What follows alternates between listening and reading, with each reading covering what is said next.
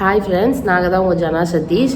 இது என்ன வீடியோ அப்படின்னா வந்துட்டு நம்ம மொபைலில் பார்த்தாலும் சரி, இல்லை டிவி பார்த்தாலும் சரி, இல்லை நியூஸ் பேப்பரில் படித்தாலும் சரி, திரும்ப திரும்ப வந்துட்டு போகிற விஷயம் அப்படின்னா வந்துட்டு நம்ம பாண்டிச்சேரியில் நடந்த ஒரு இன்சிடென்ட்டு தான். அது வந்து போலீஸ்காரங்களாம் வந்து சொல்லியிருந்தாங்க, பேரண்ட்ஸ் தான் வந்து ஜாக்கிரதையாக இருக்கணும், உங்களோட கேர்லெஸ்னால தான் வந்துட்டு இப்படிலாம் நடக்குது அப்படின்ற மாதிரிலாம் சொல்லியிருந்தாங்க. ஆக்சுவலாக வந்துட்டு பேரண்ட்ஸ் வந்து என்ன பண்ணுவாங்க சொல்லுங்கள்?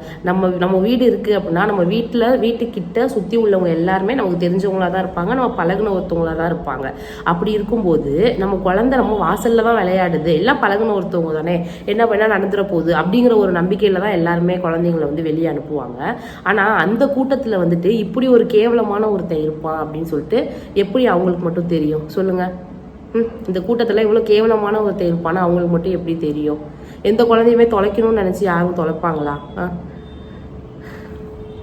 மக்கள் எல்லாருமே சொல்கிறாங்க, அந்த அவனை வந்து வெளியே விட்டுருங்க, நாங்களே பார்த்துக்குறோம் அப்படின்னு சொல்லிட்டு புதுச்சேரி மக்கள் எல்லாருமே சொல்கிறாங்க. நானுமே அதுதாங்க சொல்லுவேன், என்ன கேட்டால் நானுமே அதுதான் சொல்லுவேன்.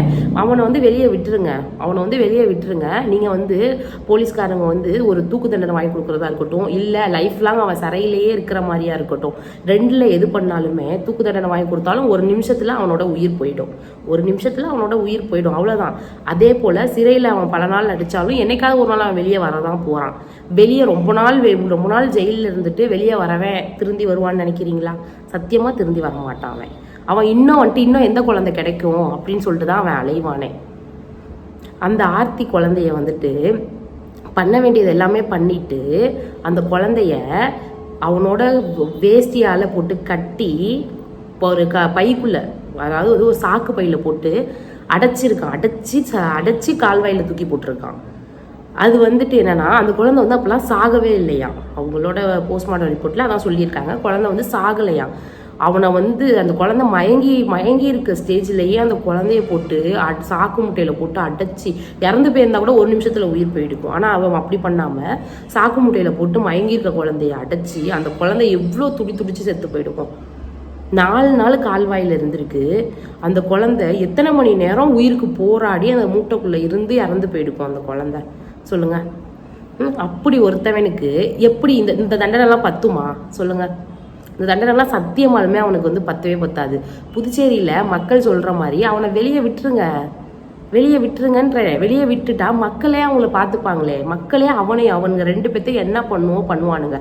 அப்படி நடந்தால் மட்டும்தான் இன்னுமே வந்து பல ஊர் பல நாடுகளில் பல தெருவுகளில் எல்லாமே வந்துட்டு இந்த விவேகானந்தர் மாதிரி பல பேர் ஒளிஞ்சிருக்கானுங்க, பல பேர் ஒளிஞ்சு இருந்துகிட்டே தான் இருக்கிறானுங்க.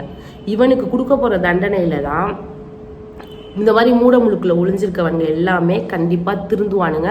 அவங்களுக்கு இது ஒரு பாடமாக இருக்கும். அதை விட்டுட்டு நீங்கள் வாங்கி கொடுக்குற தண்டனை எல்லாமே சத்தியமாலுமே வேஸ்ட்டு. இப்போலாம் ஒரு பொம்பளை பொண்ணுங்க மட்டும் கிடையாது, ஒரு பசங்க ஒரு 2-3 வயசு பசங்களை கூட வெளியே அனுப்ப கூட பயமாக இருக்குது. கேட்டால் போதையில் அடிக்ட் ஆகி பண்ணிட்டான் அப்படின்ற மாதிரிலாம் வந்து சொல்லியிருக்காங்க. போதையில் அடிக்டாக இருக்கவனுக்கு இந்த தண்டனையெல்லாம் பத்துமா சொல்லுங்கள்?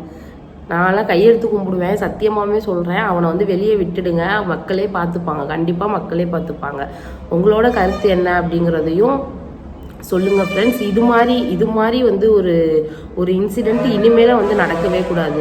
இந்த ஆர்த்தி குழந்தை தான் கடைசியாக இருக்கணும்னு சொல்லிட்டு கடவுளை நம்மளும் வேண்டிப்போம். இந்த குழந்தை மட்டும்தான் இந்த மாதிரி கஷ்டப்பட்டு இறந்து போன ஒரு குழந்தை இதுவாக தான் கடைசியாக இருக்கணும். இது மாதிரி ஒரு இன்சிடெண்ட்டை நம்ம கண்ணாலேயோ காதாலேயோ கேட்கக்கூடாது அப்படின்னு சொல்லிட்டு நான் கடவுளை கண்டிப்பாக வேண்டிக்கிறேன். நீங்களும் அது போலேயே வேண்டிக்கோங்க. அவங்க அப்பா அம்மா ரொம்ப உண்மையாகவே பாவம், அது பச்சை புள்ள. அவங்க அப்பா அம்மா எவ்வளோ வருத்தப்படுவாங்க, எவ்வளோ கஷ்டப்படுவாங்க. இன்னும் பெண் குழந்தைங்க வச்சுருக்கவங்க ஆண் குழந்தையே வச்சுருந்தாலுமே உண்மையாகவே கண்டிப்பாகவே சேஃபாக வச்சுக்கோங்க. ரொம்ப கேர்ஃபுல்லாக பார்த்துக்கோங்க அந்த குழந்தைங்கள. வேறு என்ன சொல்கிறதுனே தெரியல இது மாதிரிலாம் நடக்கும்போது.